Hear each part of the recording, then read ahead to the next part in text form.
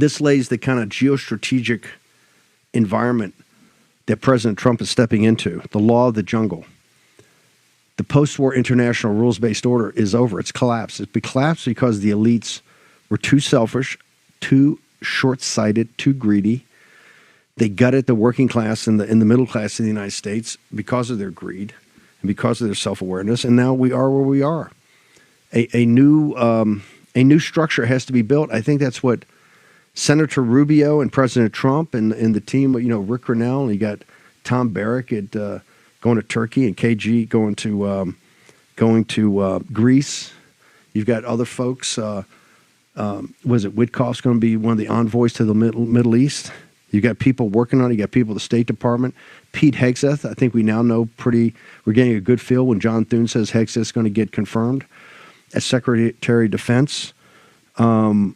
You've got Scott Bessent's going to be Secretary of Treasury. We need a new structure. The post-war international rules-based order has collapsed because the elites got too greedy. And quite frankly, they allowed the system to be gamed by bringing the Chinese Communist Party that they then could exploit the people in China, Lao Beijing, with the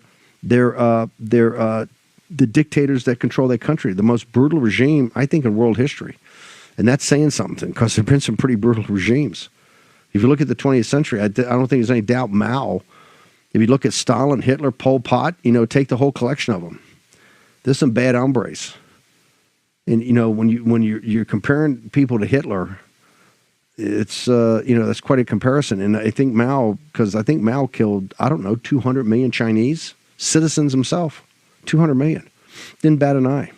Would have killed 200 million more. Was not relevant to him. A true butcher. But that order has been infested with the Chinese Communist Party. That's why it's collapsed. And the American Atlanticists want to be an empire. We don't want to be an empire. We're not an empire. We don't want to support an empire. We don't want our sons and daughters spread out all over hell's half acre defending an empire. We want to make sure the United States of America prospers. It's been this, like in this debate we have right now, you can see, I was going on YouTube and seeing some of the clips of the show of this thing between myself and Elon Musk and people's lack of understanding.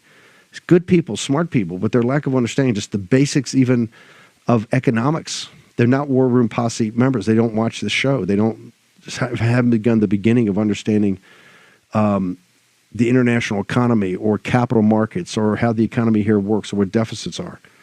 And the naivete, because they've been fed, we need highly skilled foreign workers. America cannot go forward that highly skilled foreign workers. That's a bald-faced lie. Just a bald-faced lie. What they want is more compliant indentured servants. They want people they can pay a lot less, like 50% less. They want 50% less and more compliant to do anything they're told. They want indentured servants. They'd like slaves. They can't quite get away with slavery, so they'll do the next best thing, indentured servitude. And we're going to break that. It's not right. People should not live like that.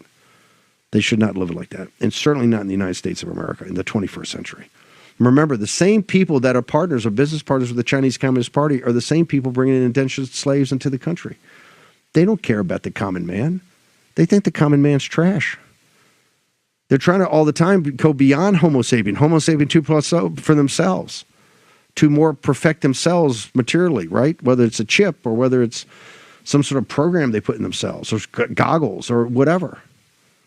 Right? The goal of those guys is to live forever. Their number one thing is eternal life, because they don't believe in the great faith of the They don't believe in the great faith of the Judeo-Christian West, the underpinnings. They don't believe in eternal life. They believe eternal life has to be manufactured to save their secular selves. That's what their focus is. So the same people that would partner, think about it. Who would partner with the Chinese Communist Party? You would only partner with it if you didn't believe in humanity in itself. Because Lao Beijing, the Chinese people, the common, 100 names, the common man there, they're the most decent, hardworking folks, tremendous sense of humor, kind of this real understanding of humanity and the frailty of life and the irony of life. Anybody would partner with a regime that brutalized those folks? And then, of course, they bring in the indentured servitude here because they don't care about citizens. They don't care about Americans. They're not American. They're not. Just because you got a passport, don't make you American. Suck on that.